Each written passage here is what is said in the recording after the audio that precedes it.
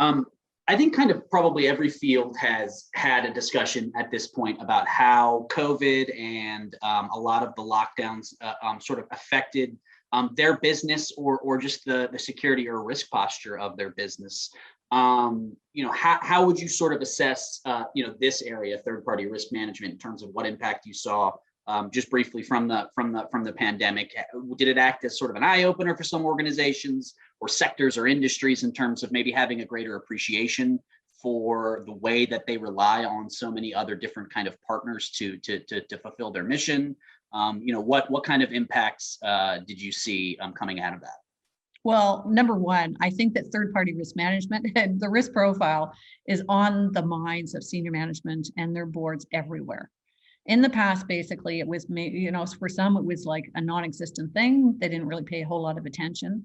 And in others, it was a compliance activity, right? So you might have a client that requires you to have controls, and therefore you put them in place and you try to deliver something against their requirements.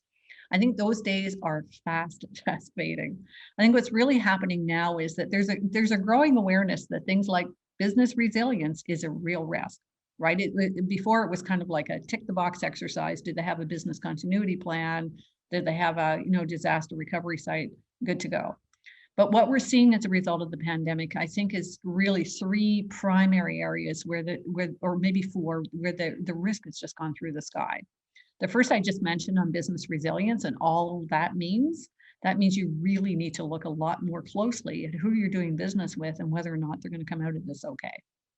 Cybersecurity, as a cybersecurity expert, you know that the cyber risk is just out of this world right now. It's basically the whole threat landscape, working from home, so much heavier use of the internet. People are very sophisticated about stealing data and information and money and all kinds of stuff, and they're getting better every day. So we've seen some of the most sophisticated mass attacks ever since COVID started. The next area is the financial health of your third parties. It used to be a bit of an academic exercise, right? But who knows who's going to come out of this okay, right? And last but not least is supply chain. I would not profess, having come out of mostly services organizations, to be deep in supply chain risk. But boy, I am learning very, very fast because, tariffs, source of supply, nationalism, et cetera, and just, sort of the stop-start of the workforce is really affecting supply chain and availability in a way that even services companies better pay attention to.